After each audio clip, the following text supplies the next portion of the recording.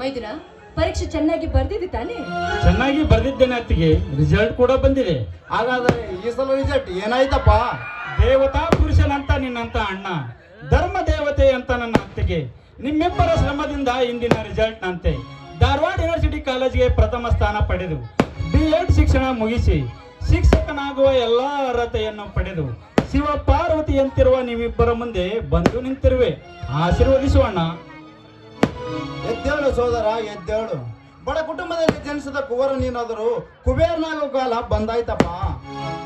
ಕೋಟ್ಯಾಧಿಪತಿಯ ಕುಬೇರನಾಗಬೇಕೆಂಬ ದುರಾಲೋಚನೆ ನನಗೆಲ್ಲ ಅಣ್ಣ. ಕೂಲಿ ನಾಲಿ ಮಾಡಿ ಬದುಕುತ್ತಿರುವ ನನ್ನಂತ 4-5 ಜನ ಬಡ ಮಕ್ಕಳಿಗೆ ವಿದ್ಯಾಭ್ಯಾಸ ಕಲಿಸಿದರೆ ಅವರ ಪ್ರೀತಿ ಆರೈಕೆನೇ ನನಗೆ ಸಿರಿ ಸಂಪತ್ತು.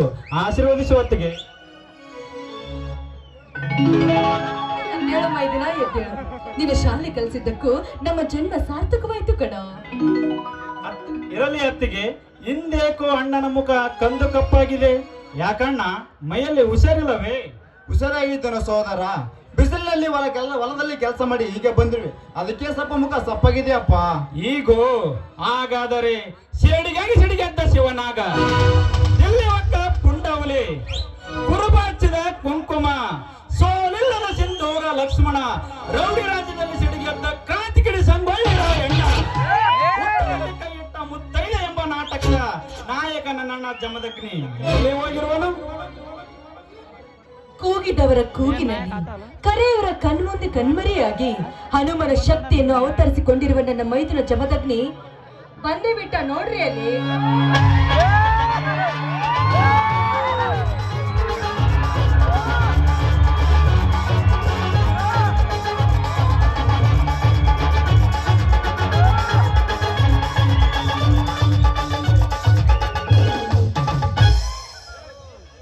ಅಣ್ಣ, ಹತ್ತಿಗೆ. ಬಾ ಮೈದುನ, ಈಗ ಬಂದೇನಪ್ಪ? ಹೌದತ್ತಿಗೆ, ಈಗ ಬಂದೆ. ಸಹೋದರ ಸಂಪತ್, ನೀನ್ ಯಾವಾಗ ಬಂದೆಯಪ್ಪ? ಬಂದು ಕೆಲವೇ ಗಂಟೆ ಆಯ್ತು ಅಣ್ಣ. ಸೋದರ ಜಮದಗ್ನಿ, ನೀನ್ ಯಾವಾಗ ಬಂದ್ಯಪ್ಪ? ನೀನು ಜೋಡೆತ್ತಿನ ಚಕ್ಕಡಿ ಹೋದರ ಕೆಲಸ ಏನಾಯ್ತಪ್ಪ?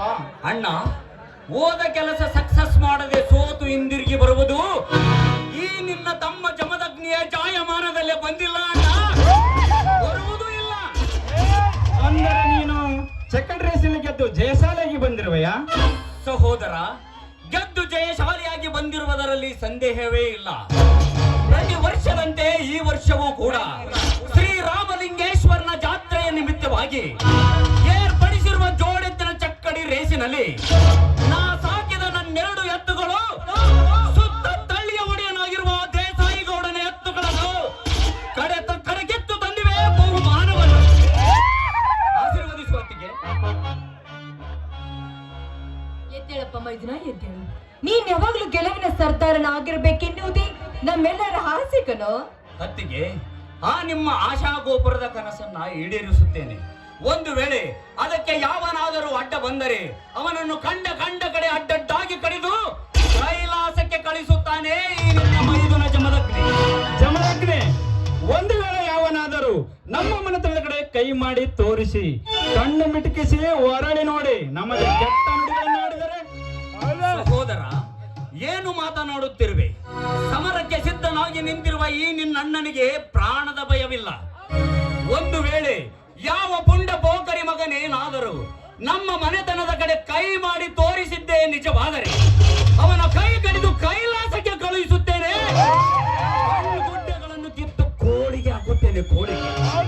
ಅಷ್ಟೇ ಅಲ್ಲ, ಈ ಜಗದಲ್ಲಿ ನಾವೇ ಗಂಡುಗಲಿಗಳು, ನಾವೇ ಪುಂಡ ಪುರುಷರು ಎಂದು ಮೆರೆದಾಡುತ್ತಿರುವ ಸೊಕ್ಕಿನ ಶ್ರೀಮಂತರ ಪಾಲಿಗೆ ಕರಿಗಾಳಿಂಗ ಸರ್ಪ ನಾನಾಗದಿದ್ದರೆ ನನ್ನ ಹೆಸರು ಗಂಡುಗಲೇ ವೀರ ಜಮದಗ್ನಿಯಲ್ಲ.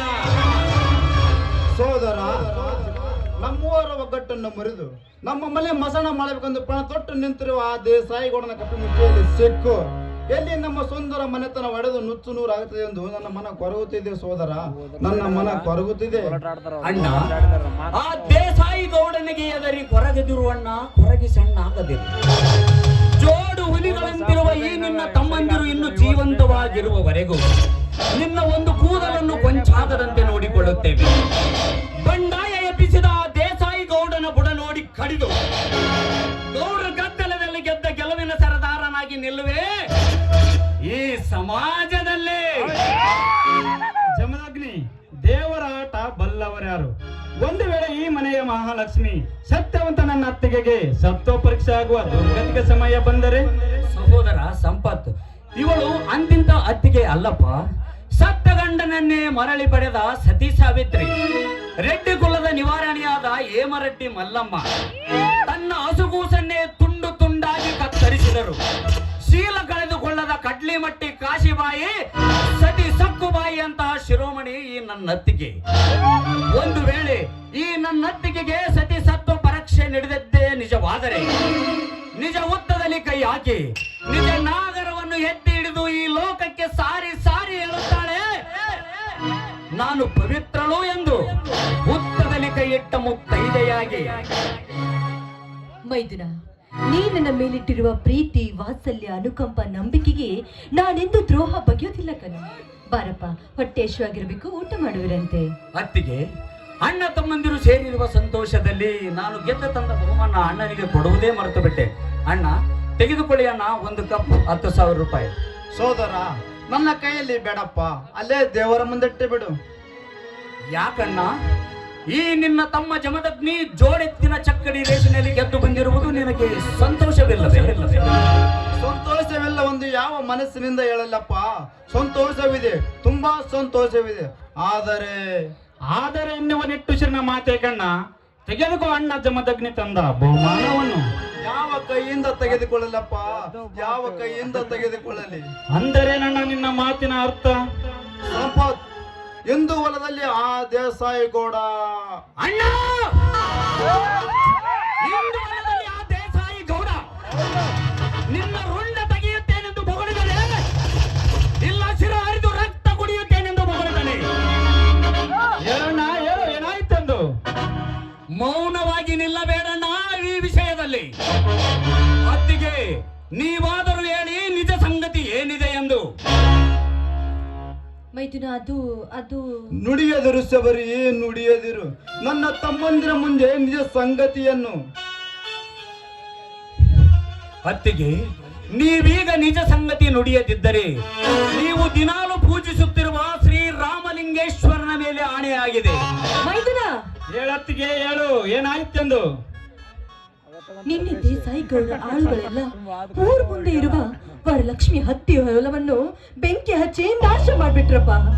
ಲೇ ದೇಸಾಯಿ ಗೌಡ! ಅಷ್ಟೇ ಅಲ್ಲಪ್ಪ, ಅದನ್ನು ತಡೆಯಲು ಹೋದ ನಿಮ್ಮಣ್ಣನ ಕೈಗಳನ್ನು ಸುಟ್ಟು ಹಾಕಿದ್ದಾರೆ ಆ ಪಾಪಿಗಳು. ಲೇ ಮಗನೇ ದೇಸಾಯಿ ಗೌಡ, ನಾನಿಲ್ಲದ ಸಮಯದಲ್ಲಿ ನಮ್ಮ ಹೊಲದಲ್ಲಿರುವ ಹತ್ತಿ ಬೆಳೆಯನ್ನು ನಾಶ ಮಾಡಿದೆಯಾ ಕೆಟ್ಟ ಸೂಳೆಯ ಮಗನೇ? ಅಣ್ಣ, ಬಂಡಾಯ ಎಬ್ಬಿಸಿದ ಆ ದೇಸಾಯಿ ಗೌಡನ ಬುಡ ಕಡಿದು ರಕ್ತ ಸಾಗರದಲ್ಲಿ ಸಾಗಿಸಿ ಬರುತ್ತೇನಣ್ಣ. ನಿಲ್ಲು ಸೋದರ, ನಿಲ್ಲು. ಮುಂದೆ ಸಮಯ ಬಂದಾಗ ನೋಡಿದ್ರಾಯ್ತು. ಸ್ವಲ್ಪ ಸಮಾಧಾನ ತಂದುಕೊಪ್ಪ. ಹೇಗೆ ಸಮಾಧಾನ ತಂದುಕೊಳ್ಳಲಿ ಅಣ್ಣ, ಹೇಗೆ ಸಮಾಧಾನ ತಂದುಕೊಳ್ಳಲಿ? ಆ ದೇಸಾಯಿ ಗೌಡನ ದರ್ಪ ಅಡಗಿ ದಪನ ಮಾಡಿ ದರ್ಪ ಮೆಟ್ಟಿದ ದೊರೆ ನಾನಾಗಿ ನನ್ನ ಹೊಟ್ಟೆಯಲ್ಲಿ ದಗದಗನೆ ಉರಿಯುತ್ತಿರುವ ಬೆಂಕಿಯ ಕೆಂಡವನ್ನು ನಂದಿಸಿಕೊಳ್ಳುವವರೆಗೂ ನನಗೆ ಸಮಾಧಾನವಿಲ್ಲಣ್ಣ. ನನ್ನನ್ನು ತಡೆಯಬೇಡ. ಜಮದಗ್ನಿ, ಸಿಟ್ಟು ಸುಟ್ಟಿತು, ಶಾಂತಿ ಕೊಟ್ಟಿತು, ಕೇಳಿಗೊಂದು ಜೀವನವೇ ಅರ್ಥವಾಗೋದಿಲ್ಲ. ಅದರಂತೆ ನಿಮ್ಮಣ್ಣ ಹೇಳ್ತಿರೋ ಮಾತನ್ನು ಸ್ವಲ್ಪ ಕೇಳಪ್ಪ. ನೀನ್ ರೀತಿ ಮಾಡೋದ್ ನೋಡಿದ್ರೆ ನನಗೆ ತುಂಬಾನೇ ಭಯವಾಗುತ್ತಿದೆ. ಯಾಕತ್ತಿಗೆ? ಹೆಣ್ಣು ಕುರಿಗಳ ಹಾಲನ್ನು ಕುಡಿದು ಗಂಡುಗಲಿ ವೀರ ಸಂಗೊಳ್ಳಿ ರಾಯಣ್ಣನಂತಿರುವ ಈ ಜಮದಗ್ನಿಗೆ ಜೀವದ ಭಯವಿಲ್ಲ. ಭಯದ ಭೀತಿಯನ್ನೇ ಬಗೆದು ಹರಿದು ತರುವೆ ಆ ದೇಸಾಯಿ ಗೌಡನ ರುಂಡವನು ಈ ನನ್ನ ಪ್ರಚಂಡ ಕೊಡ್ಲೆಯಿಂದ. ಸೋದರ ಜಮದಗ್ನಿ, ಈ ವಿಷಯವನ್ನು ಇಲ್ಲಿಗೆ ಬಿಟ್ಟು ಬಿಡು, ಭಗವಂತನೇ ನೋಡಿಕೊಳ್ಳುತ್ತಾನೆ. ಸೋದರ ಜಮದಗ್ನಿ ಸಂಪತ್, ಎಂದು ನಿಮ್ಮ ಅಣ್ಣ ಅತ್ತಿಗೆಯರ ಮದುವೆಯಾಗಿ 8 ವರ್ಷ ಗತಿಸಿ 9ನೇ ವರ್ಷಕ್ಕೆ ಕಾಲಿಡುತ್ತಿರೋ ಹೊಸ ದಿನ. ಈ ನಿಮ್ಮ ಅತ್ತಿಗೆ ಮನೆಯಲ್ಲಿ ಸಿಹಿಯಾದ ಅಡಿಗೆ ಮಾಡಿರುತ್ತಾಳೆ. ನಡೆಯಿರಿ, ಎಲ್ಲರೂ ಸೇರಿ ಊಟ ಮಾಡೋಣ. ಅಣ್ಣ, ಅತ್ತಿಗೆ, ನಿಮ್ಮಿಬ್ಬರಿಗೂ ಮದುವೆ ವಾರ್ಷಿಕೋತ್ಸವದ ಆರ್ಥಿಕ ಶುಭಾಶಯಗಳು. ಇಂದು ನೀವು ಮದುವೆಯಾಗಿ 8 ವರ್ಷ ಗತಿಸಿ 9ನೇ ವರ್ಷಕ್ಕೆ ಕಾಲಿಡುತ್ತಿರುವ ಶುಭ ದಿನ. ಇಂದು ನಮ್ಮ ಮನೆಯಲ್ಲಿ ಆಡಿ ನೆಲಿದು ಹಂಚಿಕೊಳ್ಳೋಣ. ನಂತರ ಆ ದೇಸಾಯಿಗೌಡನನ್ನು ವಿಚಾರಿಸಿಕೊಂಡರೆ ಆಯಿತು.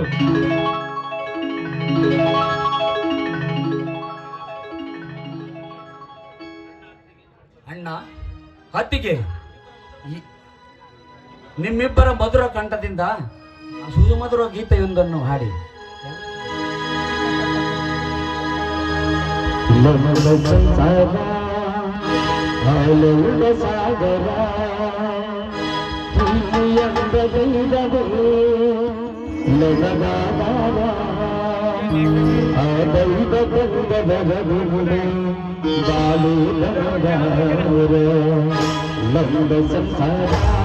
ಆನಂದ ಸಾಗರ, ನಂದ ಸಂಸಾರ ಆನಂದ ಸಾಗರ, ಪ್ರೀತಿಯಂತ ದೈವವೇ ಜಗದಾಧಾರ, ಆನಂದ ಸಂಗಮದಿಂದ ಮಾಡುವುದವರು.